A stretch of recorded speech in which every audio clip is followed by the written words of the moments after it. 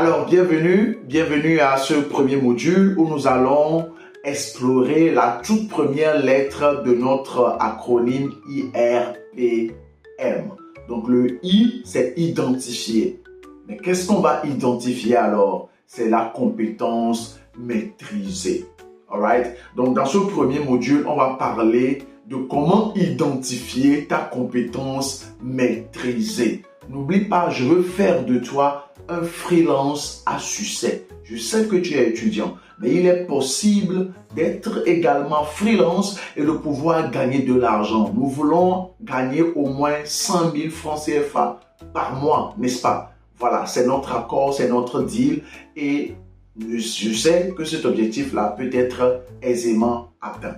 Donc, pour ce faire, on va avoir dans ce premier module 3 leçons, d'accord? On va avoir 3 leçons et dans la toute première leçon, on va parler de ce que c'est qu'une compétence maîtrisée, c'est la première chose.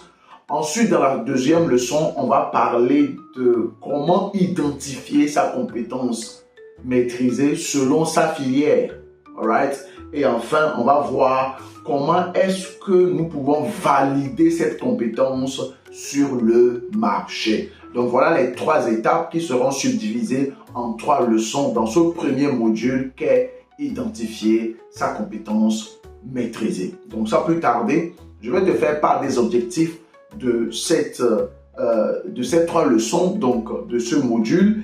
Et ensuite, on va attaquer rapidement la toute première leçon parce qu'on n'a pas le temps.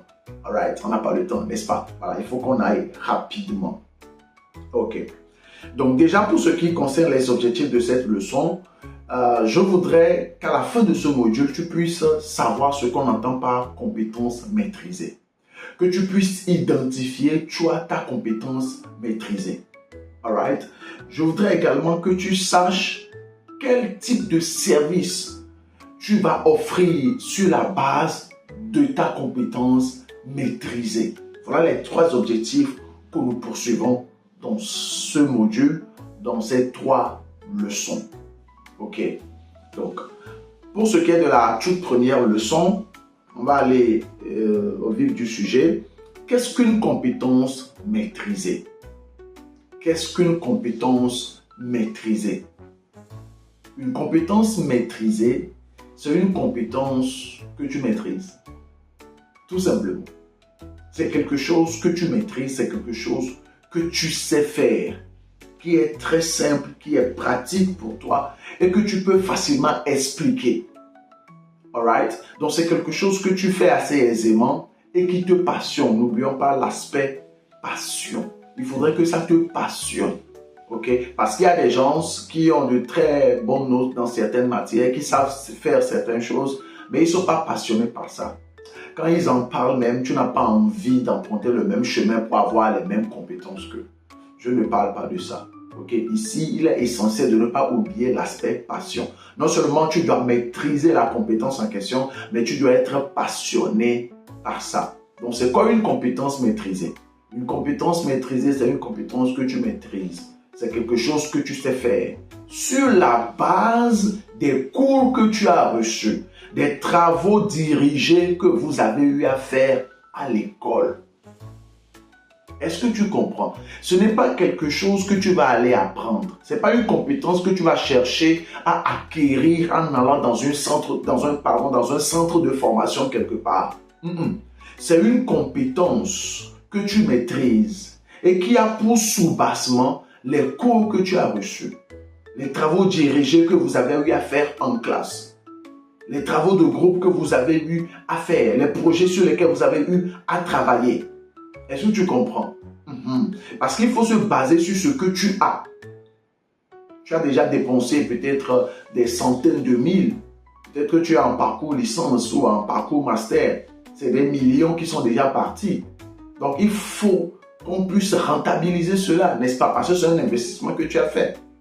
N'est-ce pas? Voilà. Donc, on va partir sur la base de ce que tu sais faire. Donc, la compétence maîtrisée, c'est ce que tu sais faire. C'est ce que tu maîtrises. Ça ne veut pas dire que tu es expert dedans. Ça ne veut pas dire que tu es expert dans ce domaine ou bien vis-à-vis de cette compétence. Ça veut simplement dire que tu maîtrises ça. Et pour preuve, tu as eu une bonne note dans cette matière qui t'a conduit en fait à acquérir cette compétence. Qu'est-ce que tu vois? Donc pour faire simple, la compétence maîtrisée, c'est cette compétence ou bien c'est ce que tu sais faire tout simplement. C'est ce que tu sais faire. Je vais donner des exemples tout à l'heure quand on va aller dans la leçon 2. Mais ce que je veux que tu comprennes, c'est que la compétence maîtrisée, c'est cette chose-là que tu sais faire, par laquelle tu es passionné et qui a pour sous-bassement les cours que tu as reçus, les travaux dirigés que vous avez eu à faire, les projets sur lesquels vous avez eu à travailler à l'école, en classe. Ok? Est-ce que c'est clair? Voilà pour ce qui est de la compétence maîtrisée. On va aller à la seconde leçon et parler de comment identifier sa compétence maîtrisée. Mais bien avant de parler de cela, je vais te donner un exemple palpable, ok, de ce que la compétence maîtrisée est. Donc, il y a Steve Jobs. Tu connais Steve Jobs, n'est-ce pas? Steve Jobs, c'est le fondateur de la marque Apple.